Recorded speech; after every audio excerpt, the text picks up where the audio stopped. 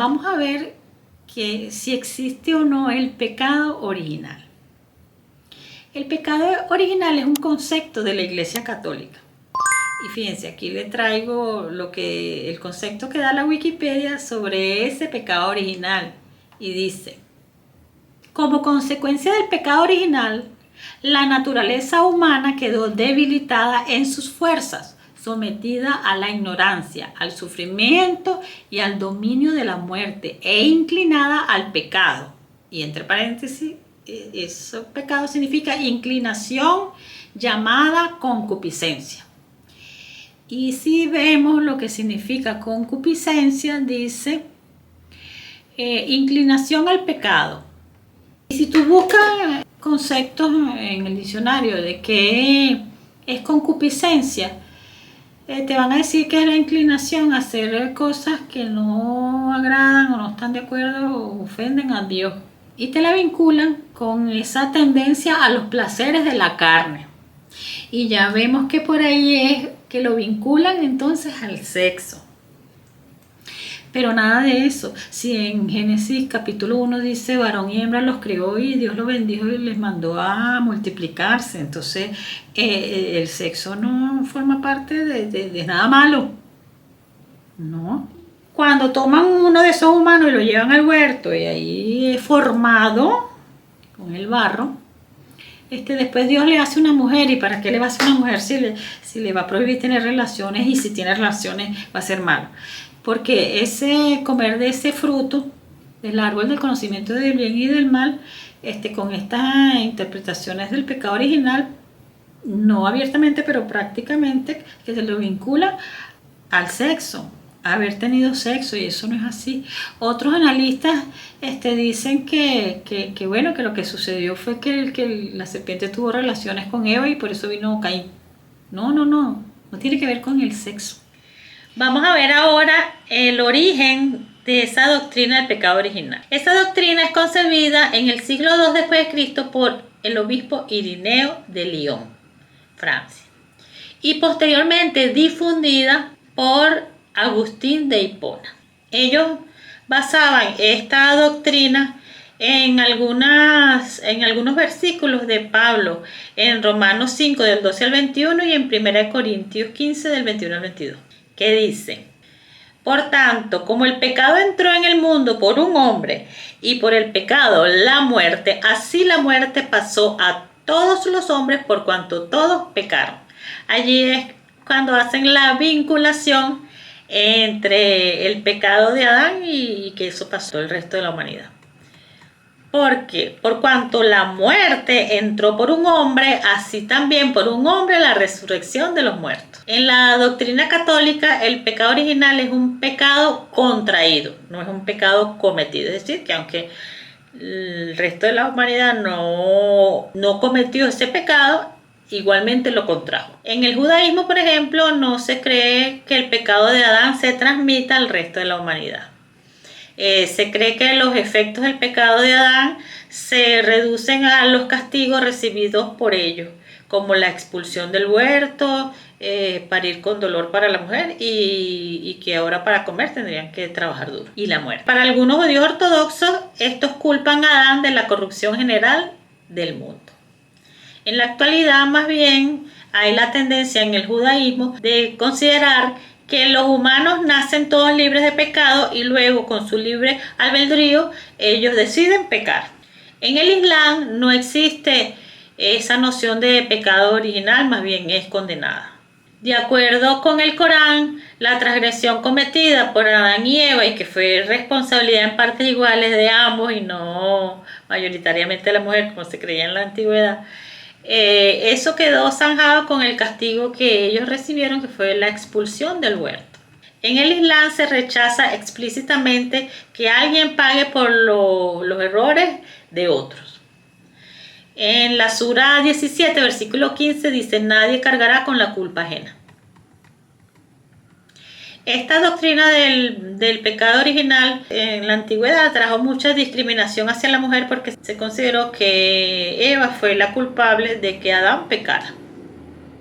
Pero Si entendemos que en el Génesis se usa mucho simbolismo en esa narración, nos podríamos dar cuenta que esa concepción que tiene la Iglesia Católica sobre el pecado original es errónea. Fíjense que Jehová formó al Adán con el barro. Ese formó quiere decir que le colocó inclusive de su ADN, que es que lo mejoró.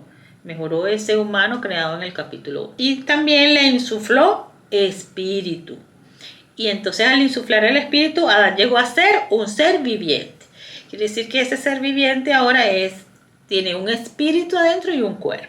Posteriormente Jehová crea a la mujer del costado de Adán. Y cuando se la trae a Adán, dice, ahora esta es hueso de mi hueso y carne de mi carne.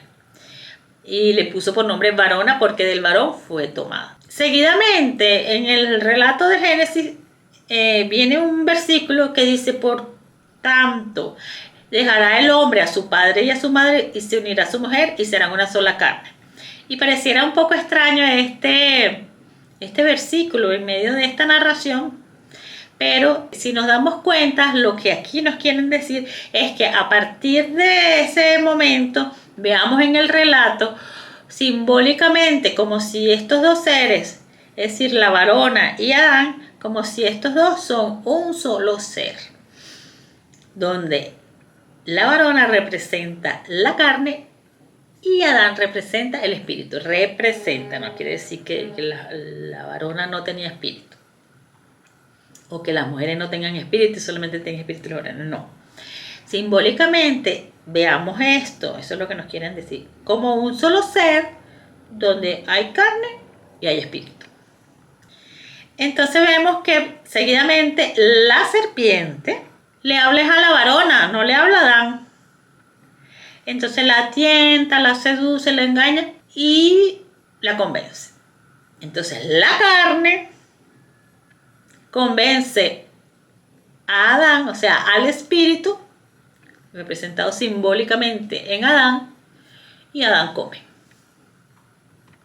Cuando Jehová regresa al huerto, le dice a Adán, por cuanto obedeciste la voz de tu mujer y comiste del árbol que te mandé diciendo, no comerás de él, maldita será la tierra por tu causa. Entonces, lo que está sucediendo aquí representa a ese humano caído, ese humano después de la caída, este ser viviente que tiene carne y tiene espíritu, que el espíritu obedece a la carne y no se impone el espíritu, sino que obedece la carne. Eso es lo que representa a este humano caído. Por eso es que cuando el humano está así, que domina la carne sobre el espíritu, entonces hay maldición en la tierra. Por eso es que Pablo en Romanos 8 nos dice, ahora pues ninguna condenación hay para los que están en Cristo Jesús, los que no andan conforme a la carne, sino conforme al espíritu. Porque los que son de la carne piensan en las cosas de la carne, pero los que son del espíritu en las cosas del espíritu. Porque el ocuparse de la carne es muerte, ¿ves? Pero el ocuparse del espíritu es vida y paz, por cuanto los designios de la carne son enemistad contra Dios, porque no se sujetan a la ley de Dios, ni tampoco pueden, y los que viven según la carne no pueden agradar a Dios. En Gálatas 5, Pablo habla de las obras de la carne y los frutos del espíritu, y dice, digo pues, andad en el espíritu y no satisfagáis los deseos de la carne, porque el deseo de la carne es contra el espíritu y el del espíritu es contra la carne, y estos se oponen entre sí para que no hagáis lo que queréis. Entonces, en esa debilidad de ese humano, de ese ser viviente, en esa debilidad de la carne cayó en la tentación y comió del fruto. La carne tuvo codicia, quiso tener sabiduría y ser como Dios. Entonces eso pudo más que el espíritu que tenía las instrucciones de Jehová.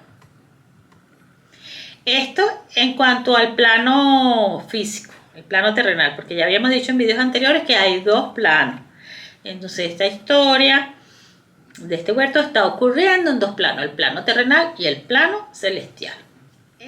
A esos seres espirituales, o sea, el ejército que estaba en el cielo, ellos tenían prohibido ir al plano físico. ¿Por qué? Porque ellos no los crearon con esa condición de materializarse, como si hay otro grupo de seres de luz que fueron creados con esa condición de poder materializarse en el plano físico, pero este otro grupo no.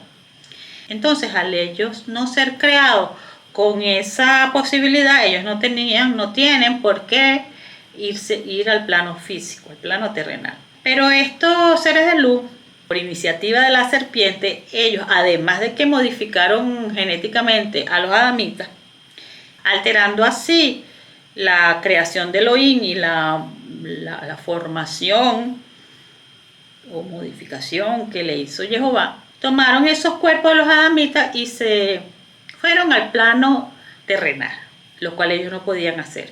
Además de que esos cuerpos estaban reservados para uso de Jehová, porque Jehová lo formó, seguramente le puso su propio ADN y además le insufló de su propio espíritu.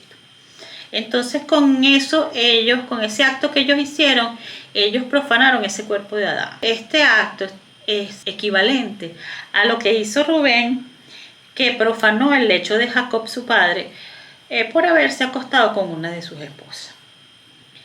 Y por eso perdió la primogenitura. Entonces esto es equivalente a eso. No estoy queriendo decir aquí que en el huerto, en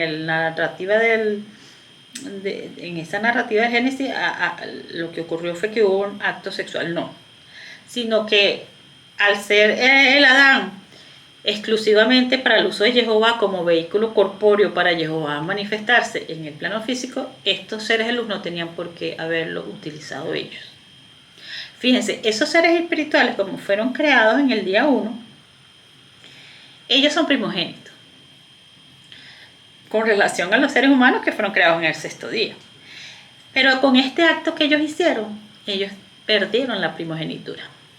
Ahora, estos seres expulsados del tercer cielo, que ahora deben nacer de mujer, nacer de Javá, como seres vivientes, es decir, con cuerpo y espíritu, ellos no pueden regresar al cielo. Tienen prohibido el regreso. Y además aquí, como seres vivientes, van a tener esa condición que nos narraron antes, que van a tener esa condición caída, donde la carne prevalece sobre el espíritu. Ellos a partir de ese momento entonces tenían que encarnarse como seres vivientes, pero con esa naturaleza, donde la carne predomina sobre el espíritu. Por eso es que la tierra cayó en maldición. Pero entre ellos, de estos seres espirituales que fueron expulsados del tercer cielo, hay una parte que fueron engañados, que no formaron parte de la rebelión porque querían rebelarse abiertamente contra Jehová, sino que, bueno, ellos se dejaron llevar por la serpiente, fueron engañados. Y por eso es que entonces, en la misericordia del Padre, Él manda a su Hijo a encarnarse, a nacer también de Javá, o de la descendencia femenina de Javá, y nacer de mujer. Encarnarse aquí en el plano terrenal. Pero Él no formó parte de esa rebelión, Él no forma parte de esos seres espirituales que se rebelaron a la autoridad de Jehová. Por eso es que se dice que Jesús es sin pecado, porque Él no formó parte de esa rebelión. O sea, Él no se ha manifestado aquí en el plano terrenal por la misma razón que aquellos que fueron expulsados. No, por eso es que Él es sin pecado. Él viene como redentor, Él viene al rescate de los que fueron engañados, porque Él es el pariente más cercano. Porque el Antiguo Testamento dice que cuando tú tenías que vender una propiedad porque necesitabas el dinero, el pariente más cercano podía pagar el precio y rescatar la propiedad para regresarla a su dueño. Así Jesús fue el que pagó el precio del rescate para rescatar esos seres espirituales que fueron engañados y devolverlos al Padre, que es el verdadero dueño de todos los seres espirituales, porque Él fue el que los creó. Por eso es que entonces Jesús, aunque Él no formó parte de la rebelión, igualmente tuvo que encarnarse y nacer de la descendencia femenina de Javá. Porque vino entonces al rescate de los engañados. Por eso es que en Juan 15, hablando Jesús, dice: No hay amor más grande que el que uno dé la vida por sus amigos. Ustedes son mis amigos si hacéis lo que yo os mando. Porque muchos son llamados y pocos los escogidos. Por eso es que el arrepentimiento, el llamado al arrepentimiento es para todos, pero no todos se van a arrepentir, no todos van a querer arrepentirse. Ahora, ¿cómo puede llamarse a este pecado que cometieron los seres espirituales? Tiene que ver con rebelarse a la autoridad y al mandato de Elohim. Eso fue lo que pasó, un golpe de estado prácticamente. Lo que quiso o hizo la serpiente.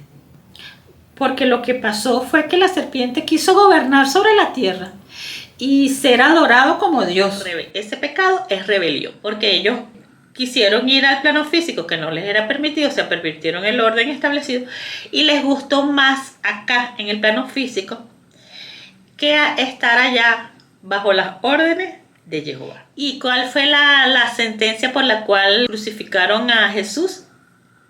Sedición.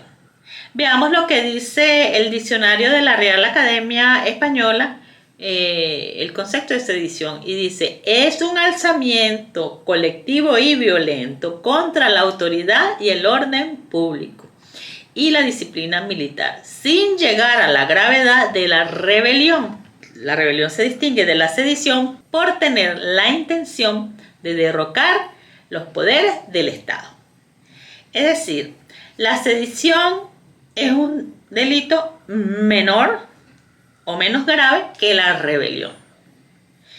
Entonces, estos seres espirituales cometieron rebelión contra Jehová.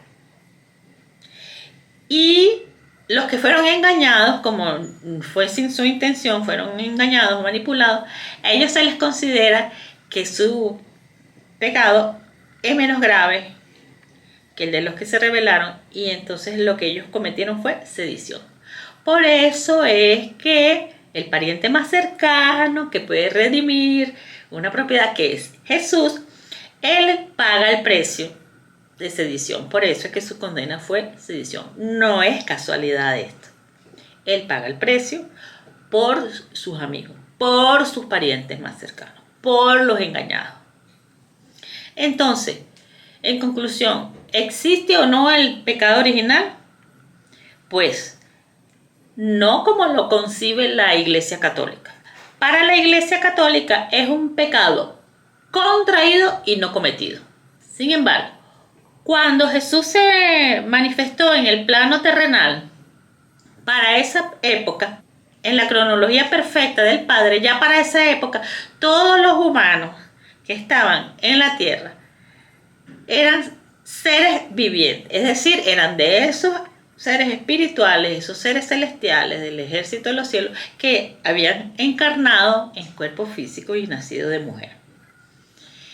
Por eso es que para ese momento ya se manifiesta en la tierra Jesús. Cuando Él muere, durante esos 3 días que estuvo muerto, Él se les presenta a todos los que murieron antes de la primera venida de Jesús y se les presenta como el Redentor, llamándolo también al arrepentimiento. Algunos me imagino que se arrepienten, otros no. Los que se rebelaron porque sí, que están en contra de la autoridad de Dios, me imagino que no. Y otros me imagino que sí. Entonces, ya a partir de Jesús para acá, todos los que estamos aquí sobre la tierra somos seres vivientes. Y tenemos ese mensaje que nos trajo Jesús, donde Él se revela como nuestro pariente más cercano, el Redentor, el que paga el precio. Y el que nos va a mostrar el camino de regreso a casa, si lo aceptamos como Mesías, como el que pagó el precio, como nuestro Redentor. Entonces, todos los que estamos aquí es porque somos seres vivientes, somos de esos seres espirituales expulsados del tercer cielo y que hemos nacido de mujer y nos hemos encarnado y ahora estamos en este plano físico y somos seres vivientes. Tenemos un espíritu que era de esos seres espirituales expulsados y un cuerpo.